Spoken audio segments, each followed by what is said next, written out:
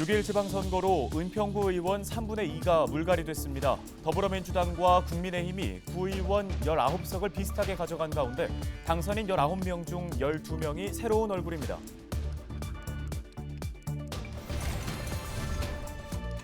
이번 지방선거로 더불어민주당 우세였던 서울시의회 구도가 12년 만에 바뀌게 됐습니다. 서울시의회 112석 중 국민의힘이 76석, 민주당이 36석을 가져갔습니다.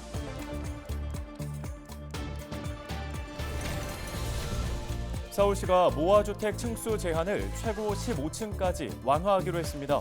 모아주택은 소규모 주택정비 사업으로 공공기여 없이도 평균 13층, 최고 15층까지 건물을 지을 수 있습니다.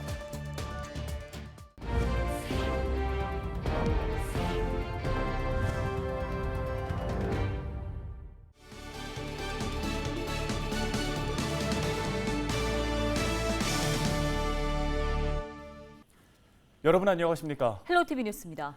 지난 1일 실시된 지방선거에서 은평구 주민들은 서울시장은 국민의힘 오세훈 시장을 선택했지만 구청장과 시의원은 더불어민주당 후보에게 손을 들어줬습니다. 네, 은평구의원 19명 중 6명은 무투표 당선이고 절반 이상이 새로운 얼굴입니다. 손성희 기자입니다.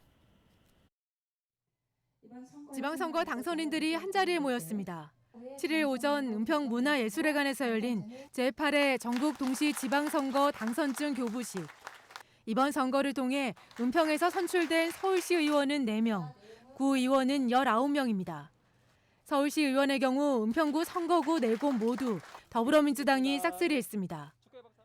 시의원 4명 중 2명은 재선이고 1명은 정치 신인, 나머지 1명은 구의원 출신입니다.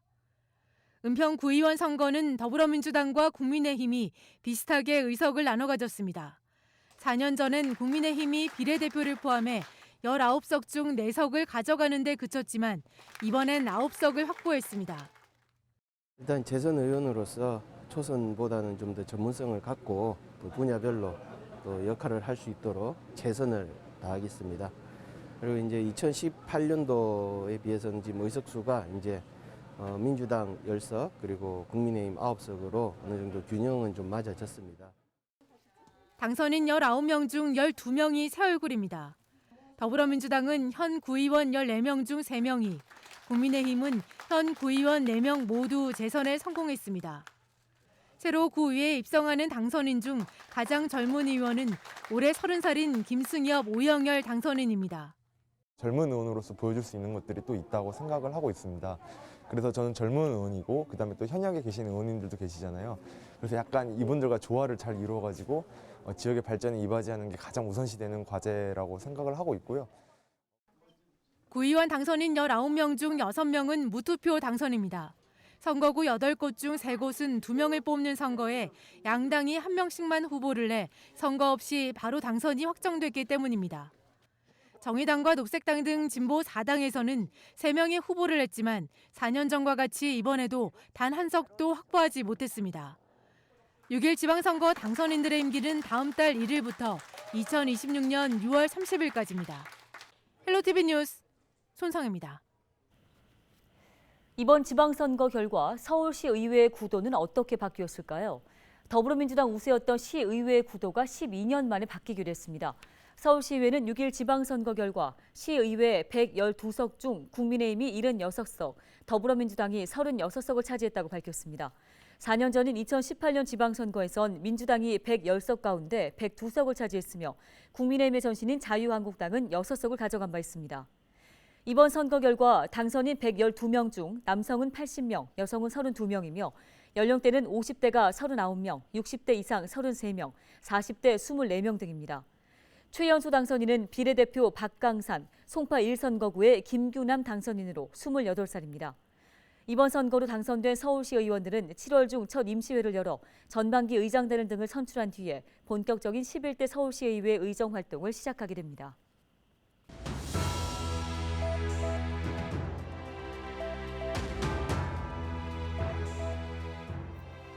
12대 5. 지난 6월 1일 치러진 제8회 전국 동시지방선거에서 국민의힘과 더불어민주당이 거둔 성적표입니다. 국민들은 견제보다는 안정을 택했다고 볼 수 있겠는데요. 이처럼 4년 전 지방선거와는 완전히 다른 정치 지형이 구성됐습니다. 유권자들이 4년 전과 다른 선택을 했다는 건 4년 동안의 실망도 있겠지만 앞으로 4년에 대한 기대감이 더 클 것입니다. 승리를 한 국민의힘은 축배부터 들 것이 아니라 유권자의 준엄한 명령과 감시의 눈이 있다는 걸 마음에 새겨야 할 겁니다. 앞으로 2년 후에는 국회의원 선거가 기다리고 있습니다. 이번에 국민의 선택을 받은 사람들이 어떻게 하느냐에 따라 각 정당, 후보자들마다 TV는 엇갈리게 되겠죠. 당선인들은 오로지 국민만 바라보고 지역 주민만을 바라보며 유권자에 대한 약속인 공약을 성실히 이행해 주기를 기대해 보겠습니다. 데일리 브리핑이었습니다.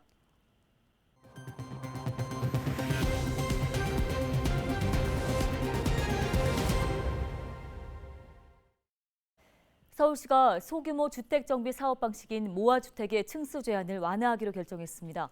이에 따라 2종 일반 주거지역 중 7층 이하 규제를 받는 곳에서 모아주택을 추진하게 될 경우 공공기여 없이도 평균 13층, 최고 15층까지 건물을 지을 수 있습니다. 또 시는 올 하반기 중 2종 일반 주거지역의 최고 15층 층수 제한을 폐지할 계획인데요. 모아타운은 신구축 건물이 혼재돼 있어 대규모 재개발이 어려운 10만 제곱미터 이내의 노후 저층 주거지를 하나의 그룹으로 묶어서 대단지 아파트처럼 개발하는 정비 방식입니다. 모아타운으로 지정되면 지역 내 이웃한 다가구, 다세대 필지 소유자들이 개별 필지를 모아서 블록 단위로 공동 개발하는 모아주택을 추진할 수 있습니다.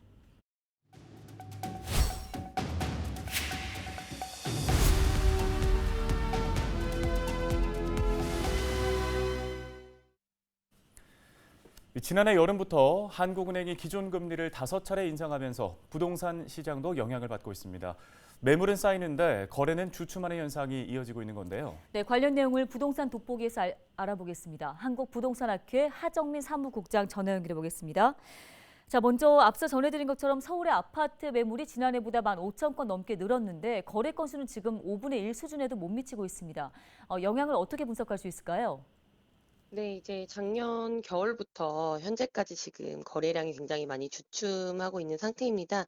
아무래도 금리의 영향도 무시를 못할 수가 있겠는데요. 지금 금리가 3.8%에서 지금 4.12%까지 뭐 0.3포인트 이상 상승을 하고 있고, 변동금리 같은 경우에는 계속 이제 지속적으로 상승될 가능성이 굉장히 높다라고 말씀을 좀 드릴 수가 있겠는데요. 사실은 현재 이 기조는 꼭 금리뿐만이 아니라 대출에 대한 규제랑 공급량이랑도 굉장히 많이 맞물려 있습니다. 왜냐하면 기존보다 공급량은 굉장히 많이 떨어지고 있고요. 시장에 매물이 나온다 해도요, 대출에 대한 규제 때문에 또 선뜻 매수자가 매수를 못하고 있는 상황입니다. 게다가 지금 가장 큰 것은요, 정부 정책적으로 똘똘한 한 채, 그러니까 1주택자, 다주택자에 대한 규제가 굉장히 많이 있고, 1주택자에 대한 보유세 경감이라든지 이런 부분 때문에 사람들이 점점 더 똘똘한 한 채를 선호하면서 위와 같이 이제 거래량은 굉장히 급감을 하지만 또 일부 지역에서는 신고가가 나오는 이런 현상이 많이 벌어지고 있다라고 말씀드릴 수가 있겠습니다. 네, 주택 거래량이 줄어들면서 조정 국면에 접어든 가운데 새로운 정부에 대한 기대감으로 일부 지역은 실거래가를 경신하는 사례가 이어지고 있습니다. 일각에서는 집값 양극화가 집값 폭락의 시그널이다 이렇게 분석하기도 하는데요. 어떻게 보시나요? 당분간은 현재와 같은 기조가 지속이 될 수 있다라고 볼 수가 있겠고요. 양극화 같은 경우에는 좀 더 심해질 거다라고 내다보고 있습니다. 과거에는 이제 상위 주택 한 채, 가장 고가의 주택 한 채로 기존의 주택, 이제 뭐 중위권의 주택 5채 정도를 구입할 수 있었다면은 지금은 고가의 주택 한 채로 기존의 이제 일부 주택 하위 20%의 주택을 5채에서 10채까지도 이제 소유를 할 수 있을 만큼 그 양극화가 굉장히 심해진다라고 말씀을 드릴 수가 있겠고요. 지금 전반적으로 볼 때 이제 뭐 신규 분양 시장이라든지 기존 시장도 굉장히 많이 흔들리고 있지만 주요 일부 지역 서울, 강남, 용산, 뭐 서초 위와 같은 지역들 같은 경우에는 말씀드렸다시피 거래량 급감 시에도 최고가가 많이 나오고 있습니다. 앞으로도 이제 지방이라든지 점차적으로 이런 부분이 좀 확대될 것으로 좀 예상이 되고 있고요. 그래서 지금 가장 많이 이제 선호를 하는 지역 위주로만 거래가 된다. 그래서 일부 주택들이 다 같이 이런 하방의 압력을 받기까지는 시간이 좀 걸릴 것으로 예상이 되고 있습니다. 예, 그렇다면 이렇게 주춤하는 부동산 시장이 언제까지 이어질지가 관심인데요. 주택 매수를 고민하고 있는 분들을 위해 조언 한 말씀 부탁드립니다. 실질적으로 지금 이제 6월 달에 이제 종부세라든지 이런 관련해서 유예를 관련해 가지고 매물이 많이 쏟아져 나올 거라고 예상했지만 사실 매물이 많이 나와 있는 상태는 아니고요. 호가인 경우도 굉장히 많이 있습니다. 지금 모든 시그널이 사실은 매수라든지 부동산 시장에 불리한 시그널이 많이 나오곤 있지만요. 그럼에도 불구하고 매수 심리 같은 경우에는 작년 하반기부터 지속적으로 상승하고 있는 이제 기이한 현상을 좀 보이고 있습니다. 전반적으로 봤을 때예요. 어쨌든 이제 부동산과 금리는 떼어놓을 수가 없는 관계이고 금리가 점진적으로 좀 오르는 상태이기 때문에 이러한 경우에는 어떤 이제 수익형 부동산이 가장 많이 타격을 받는다라고 말씀을 드릴 수가 있겠습니다. 일부 주택 시장도 잠시 조정은 좀 받겠지만요. 장기적으로 봤을 때 이제 수익형 부동산 뭐 상가라든지 오피스텔이라든지 이런 부분이 타격을 받을 영향이 굉장히 많이 크기 때문에 이제 부동산을 매수하거나 아니면 수익형 부동산 쪽으로 이제 노후 대비나 방향을 잡으시는 분들이 조금 조심을 하셔야 되겠다라고 말씀드릴 수가 있겠습니다.